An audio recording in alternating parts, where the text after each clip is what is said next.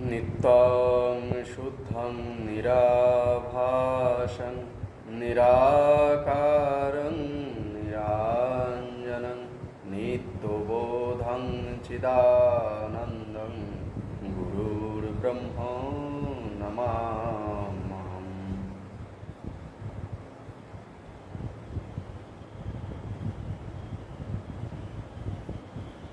परमपिता बाबा की जय, विश्व पिता बाबा की जय, श्री श्री आनंद मूर्ति जी की जय। सबाइके नमस्कार, सभी को मेरा तरफ से नमन। आज पहला में इस पिछले से लेकर इस महीना में बहुत गर्मी पड़ रहा है देश में, बहुत गर्मी। इसका कारण हमारा देश से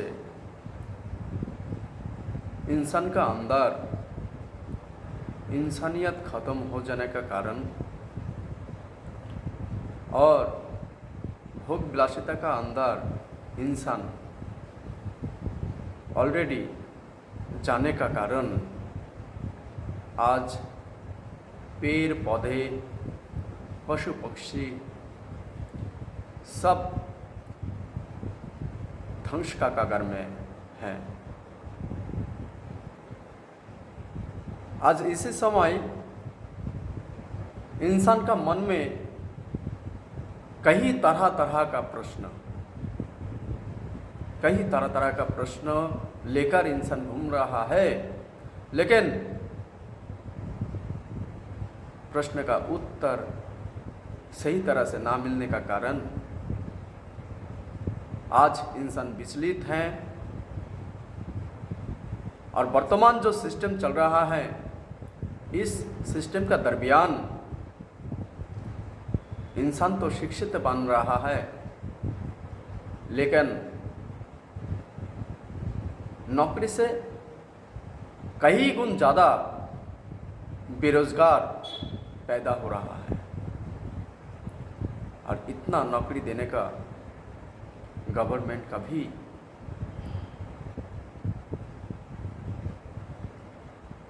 सोचने पर गया है कि कैसा करके क्या करें।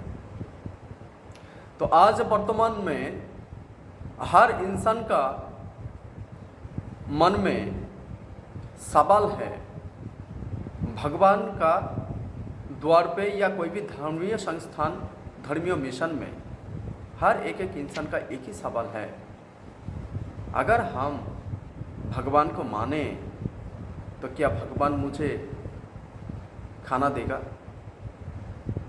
पैसा देगा, ज़रूरत पूरी करेगा? तो इसका सटीक आंसर कोई देने के लिए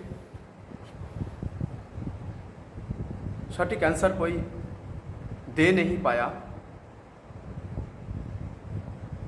शायद मैं भी दे नहीं पाऊंगा, लेकिन फिर भी मैं कोशिश करूंगा जो इस सवाल का व्याख्या करने के लिए। हर इंसान कहते हैं मैं अगर भगवान को नाम लेकर बैठा रहूंगा तो क्या मुझे पैसा मिलेगा, भगवान आके खाना दे देगा? देखिए, इसका हिसाब से, इस प्रश्न का हिसाब से मैं एक बात कहना चाहता हूं। पहले जानना पड़ेगा भगवान हमारा एक है, भगवान हमारा एक है। और वो भगवान बहु में विस्तार होके सभी का अंदर अंदर में है। अगर आपका चरित्र, आपका व्यवहार, आपका लक्ष्य, आपका अंदर अच्छाई, जीव का प्रति दया, सभी का प्रति जब आप अच्छा करने लगोगे, जब आपका सोच विचार भगवान का ओर जाएगा, जगत का कल्याण का ओर जाएगा, तब ये 100% तैयार है जो आप भूखा नहीं मरेंगे और आप कोई परेशानी में नहीं फंसेंगे। लेकिन धर्मों में जो कहा, असली आदि धर्मों जो कहा, अगर वही हिसाब से आप चले तो आप सिर्फ जिंदा नहीं रहेंगे, आप इंसान का दिलों पे राज करेंगे। मरने का बाद वो अमर हो जाते हैं। लेकिन अगर उस सही धर्म ना मिले और आज सही धर्म का पालन ना करते हुए इंसान भौतिक जगत में चला गया है, जिसके कारण इसका अंदर कई तरह का सवाल और पैसा का पीछे दौड़ भागना और खुद का इच्छा को बढ़ोतरी करना एक खुदी का दुश्चिंता का कारण। आज एक इंसान 100 रुपया काम कर रहा है, कल उसको चाहिए 200 रुपया, इच्छा बढ़ोतरी हो रहा है। जिसका 200 रुपया हुआ था वो चाहेगा 300 रुपया, इच्छा बढ़ोतरी हो रहा है। तो इस इच्छा जितना बढ़ते रहेगा, इंसान का अंदर सुख, शांति, चैन, कोमल भावनाएं मिट जाएगा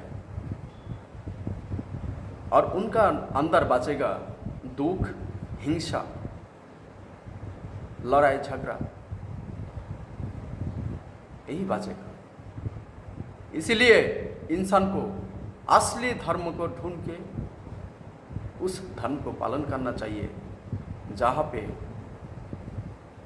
शांति मिले। भगवान आपको खुद हाथों से पैसा नहीं देगा, खुद हाथों से आपको नहीं खिलाएगा, लेकिन उस धर्म का अगर आप पालन करो तो आपका अंदर संतुष्ट मिलेगा, शांति मिलेगा और नई दिशा मिलेगा जहां पे आप खुश रहेंगे। मानिए एक बड़ा लोगों का जिसका पैसा है वो गाड़ी खरीदता है ना, मर्सिडीज कार या अच्छा बाइक खरीदता है। जो गरीब दुखी है वो भगवान का नाम लेकर पड़ा रहता है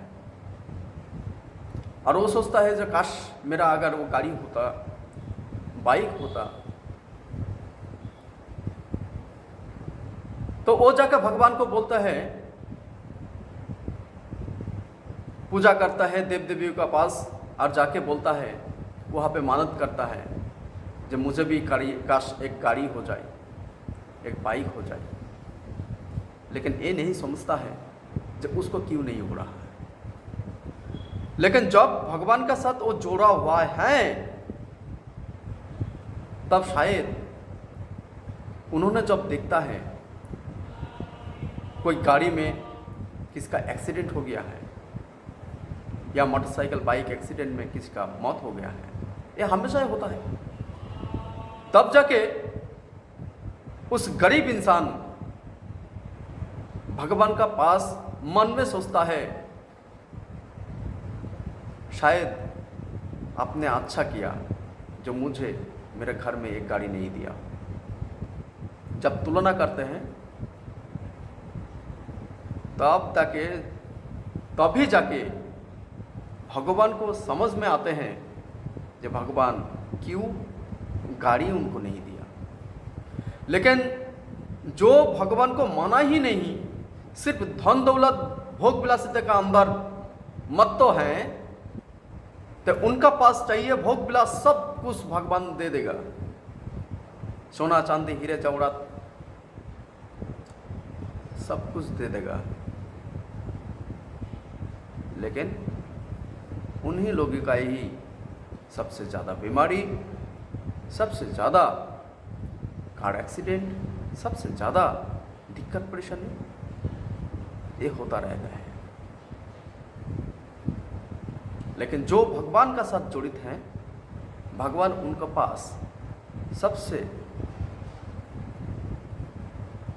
ज़्यादा धन दौलत नहीं देता है, क्योंकि धन दौलत आने से जब उनका लड़का उल्टा सीधा काम करने लगेगा, नशा वगैरह करने लगेगा, तब जाके उनका जो शांति है वो उठ जाने लगेगा। तो इसीलिए सत्य और सद्गुरु का संधान लीजिए और असली धर्म का पालन कीजिए। जब असली धर्म पालन करेंगे, एक बेला एक टाइम अगर अन्न ना भी खाए फिर भी आप खुश रहेंगे, क्योंकि हम लोग जिंदगी भर के लिए नहीं आया हूं इस धरती पे। जो आगच्छति सो गच्छति, जो एक दिन आया है उसको जाना ही पड़ेगा। तो भगवान उसको पास मांगना नहीं पड़ता है, क्योंकि वो बहरा नहीं है। जो भगवान है वो एक है, परम ब्रह्म। उन्होंने सृष्टि रचना किया इस विश्व ब्रह्मांड को। वो अंतर्यामी है, उसका पास मांगना नहीं पड़ते हैं। लेकिन आज जो इंसान सत्य धर्म को ना ढूंढ के हर एक मूर्ति का पास जाके कुछ ना कुछ मांगता है,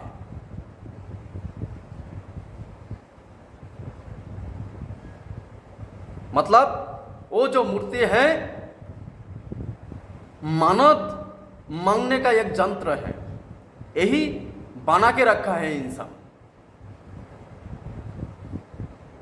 हे इंसान, आप जागो, जागने का वक्त आ गया है। भगवान आपका अंदर है, भगवान आपका अंदर है। खुद का अंदर झांको और खुद को नियम से तैयार करो। और भगवान जो नियम दिए हैं, आदि भगवान, तब देखो खुद का अंदर ही जागृत होगा, वही दैवी शक्ति और दैवी गुण। आपका पास पैसा ना भी होगा तो भी आपको ये समाज हर एक आपको मानने लगेगा, पेड़ पौधे भी आपको मानने लगेगा। जब आपका अंदर सभी का ऊपर कल्याण दृष्टि हो, तब चाहे आप ड्रेस पहने चाहे ड्रेस ना पहने,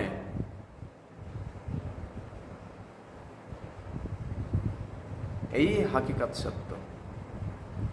आज हमारा देश यही इंसान देखने को नहीं मिलता है।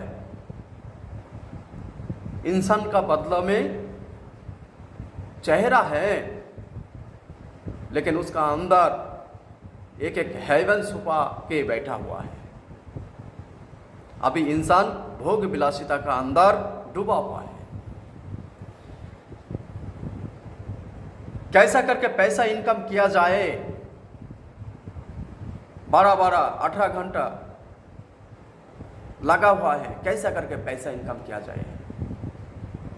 और उसको खाना है अखात और कुखात। ज्यादातर इंसान नशा में डूबा हुआ है और इंसान सबसे ज्यादा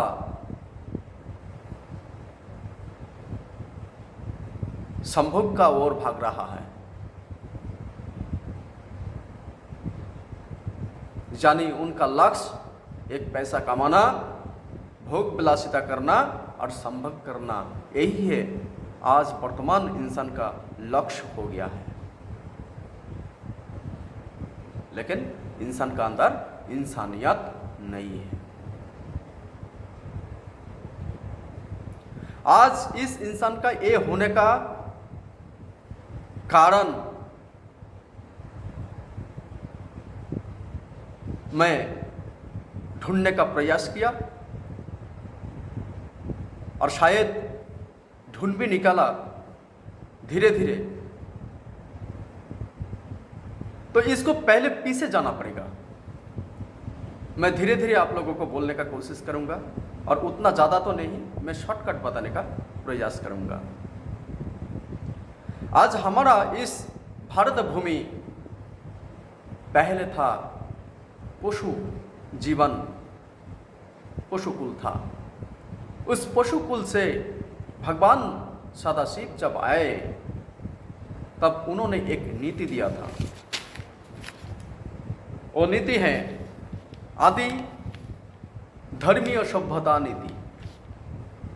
धर्मीय सभ्यता नीति, उस नीति में भगवान सदाशिव बताया जब भगवान एक ही है, वह है स्वयं ब्रह्म।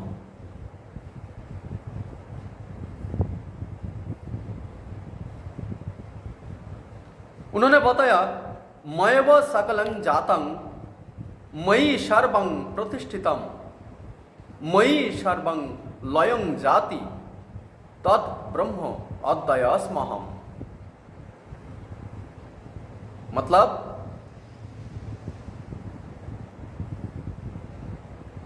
मैं समस्त जगह में विस्तारित हूं, मैं सभी का अंदर हूं।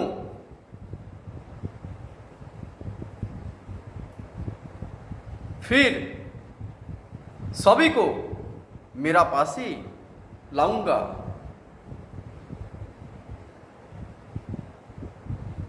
और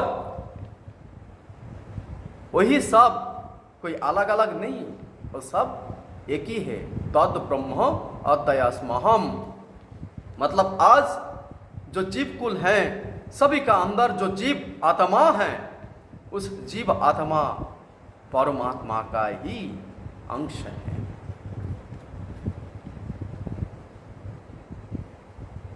जहाँ जहाँ जीवात्मा है वही वही परमात्मा है। ब्रह्म है तो परमात्मा है। फिर वही जीव एक दिन परमात्मा का साथी आना पड़ेगा, उसी जगह में लीन हो जाना पड़ेगा, क्योंकि उसका बाहर में और कुछ नहीं है। परम सत्य।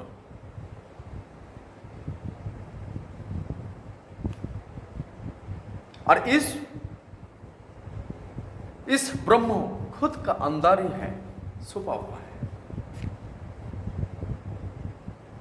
और इसको जानने के लिए जो पद्धति भगवान ने दिया वो है ब्रह्म विद्या, ध्यान साधना पद्धति, और साथ में दिया नियम पद्धति, जिसमें खुद का अंदर खुद को मैला गंदगी से दूर करके खुद का अंदर ही उद्भासित होंगे उस परम ब्रह्म आप खुद ही देख पाओगे। इस बाहर का आंखों से नहीं, अंतर आंखों से आप देख पाओगे। जो आप ही का अंदर ही है वही परम ब्रह्म, परम पुरुष।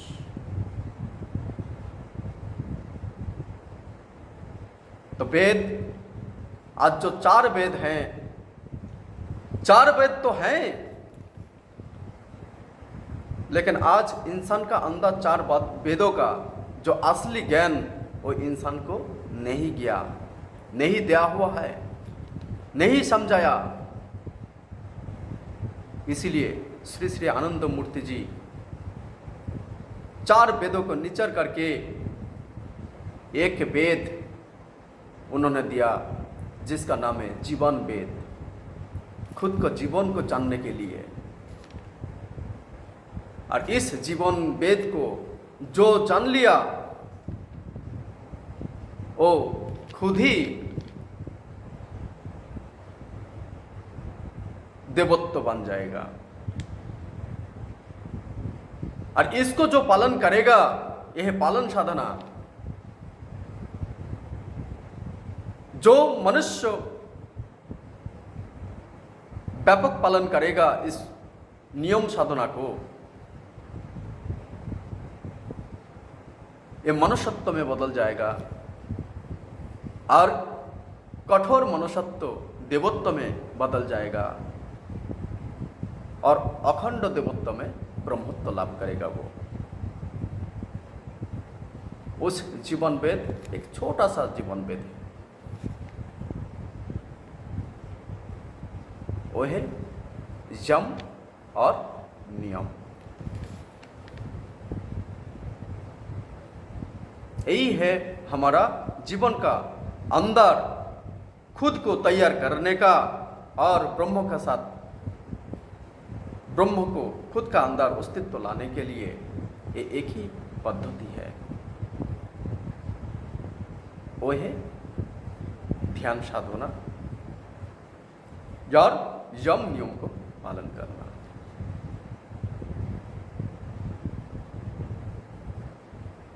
यही है, जब इसको पालन करेंगे तब क्या होगा ना, धर्मस्य तत्व निहितां गुहायाम महाजन जनगत स्वपंथा। ताहले धर्म का जो आदि तत्व है वो हमारा अंदर है, गुहा का अंदर लुकायित है, छुपा है, और उसी रास्ता आपका सामने क्लियर हो जाएगा। और महाजन लोग जो रास्ता पकड़ के गया था, ऋषि मुनि ऋषि, आज जो हर एक इंसान का जो गोत्र होता है ना, गोत्र, कश्यप गोत्र, अलिमन गोत्र, बहुत सारी गोत्रियां होता है, ये सब गोत्र और दूसरा कुछ नहीं, सब एक एक ऋषि महर्षि का अंडर में हम लोग जब रहते थे, शिक्षा लेते थे, वही ऋषि का नाम का अनुसार उस गोत्र को नामकरण किया जाता था। जब हम अमुक, दूसरा अमुक ऋषि मुनि ऋषि का आश्रम में पल के बड़ा हुआ है। तो जितना ऋषि मुनि ऋषि हैं, असुर भी स्वर्ग राज्य दखल करने के लिए मेडिटेशन किया था, ध्यान साधना किया था, नियम पालन करना पड़ता था।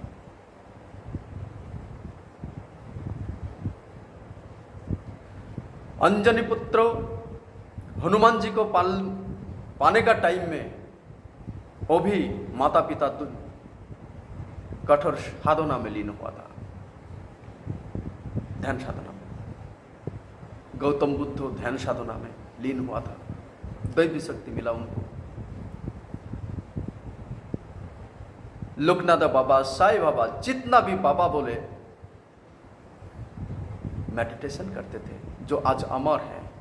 लेकिन इसका चलते में और एक नीति, इस आदि धर्मीय सभ्यता नीति जो पालन करके इंसान का अंदर सभ्यता आया था, वाक विचार आया था, जो कौन सा सही और कौन सा गलत, नारी का प्रति मर्यादा आया था। तो ये एक नीति गया, उसका बाद और एक नीति आया, वो ये पौरोहित्य या पौराणिक धर्मीय नीति व ब्राह्मणवाद।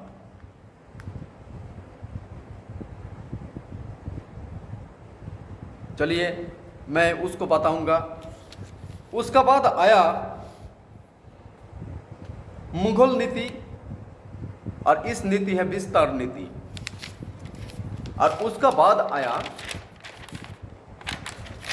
ब्रिटिश नीति। मैं धीरे धीरे आप लोगों को एक एक करके कोशिश करूंगा समझाने के लिए। तो चलिए इस वीडियो यहाँ पे समाप्त करते हैं। उसके बाद नेक्स्ट वीडियो आप लोगों को बता रहा हूँ वो पौरोहित्य व पौराणिक धर्मीय नीति व ब्राह्मणवाद। नमस्कार।